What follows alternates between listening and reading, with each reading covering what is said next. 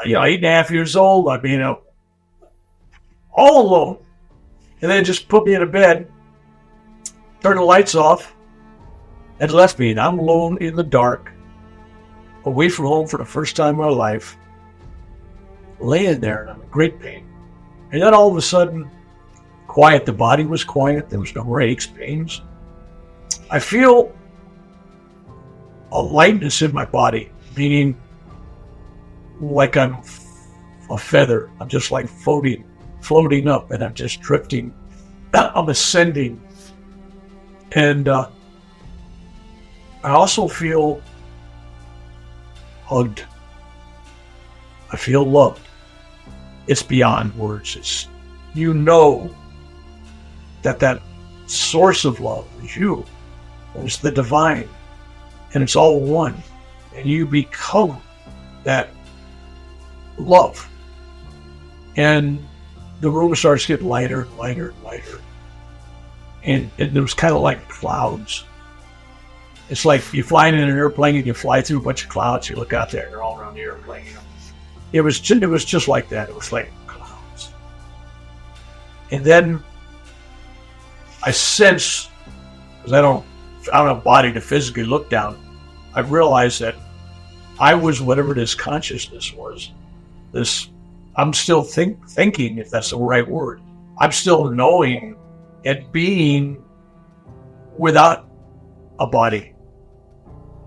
And so,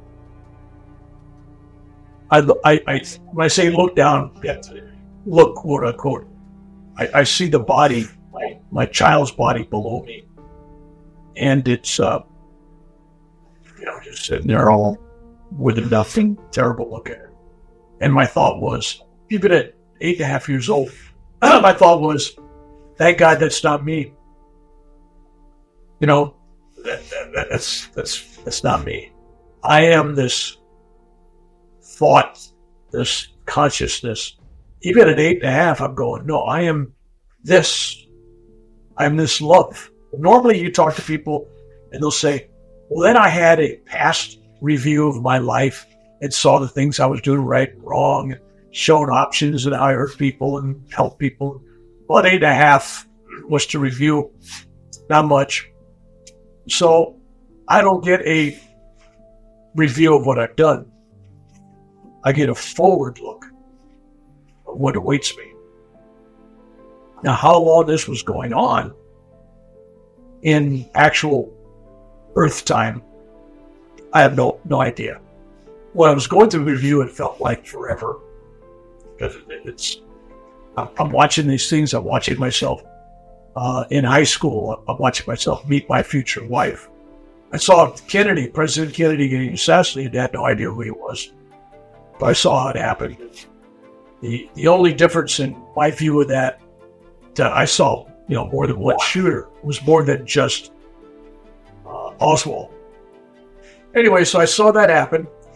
And I saw all these things happen. I saw myself behind a machine gun in Vietnam in a helicopter, looking at the view and people shooting at me and everything.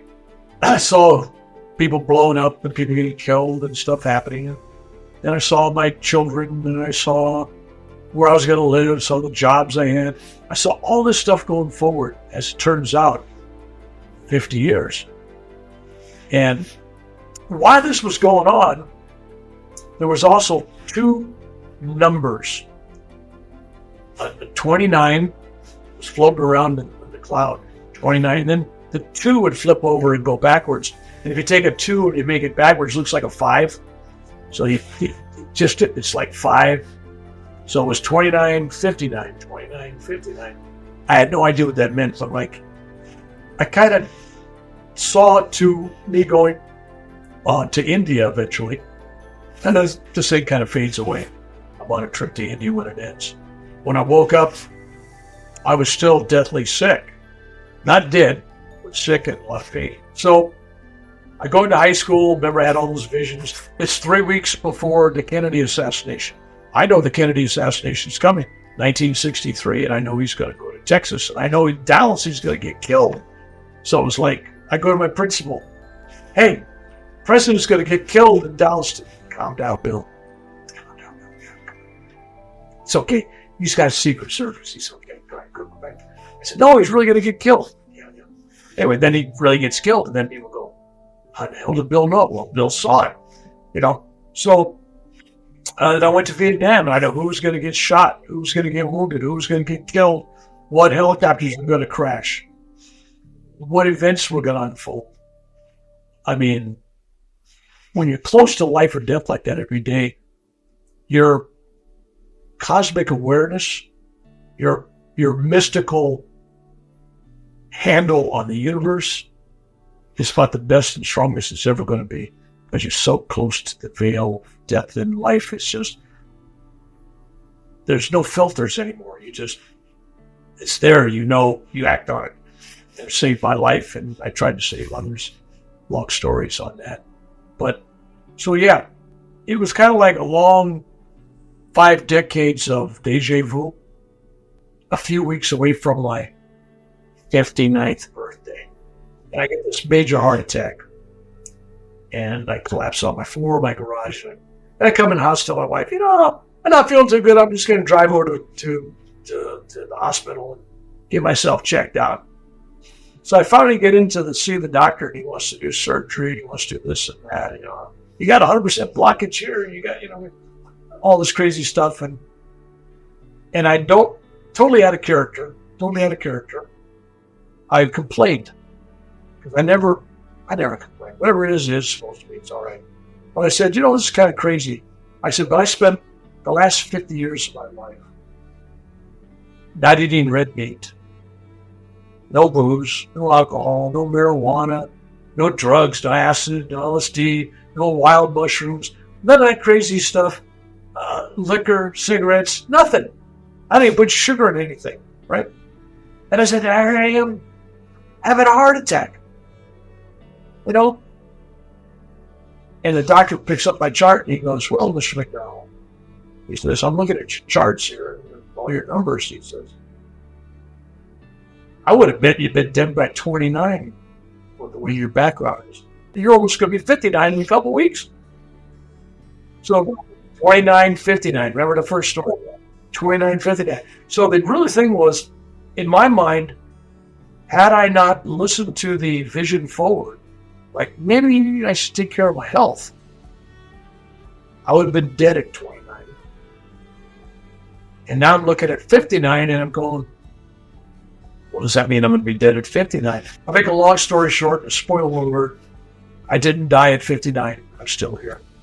And I went on to have a third near-death experience. So the first 2 near-death experiences turned out to be 50 years apart. It looked, in all practical purposes, as the same exact day 50 years later. And this happened in daytime in India, and 50 years before it happened in nighttime in California. So it's possible, it's 12 hours difference or so. So it was possible that maybe it's even down to the hour. But it was like, you had 50 years, here's another possible exit point. But I didn't take it. I still had things I had to do. I had a mission. I knew I had things that I was supposed to say, do, people I was supposed to help, and all that kind of things. So that's the first 2 near-death experiences.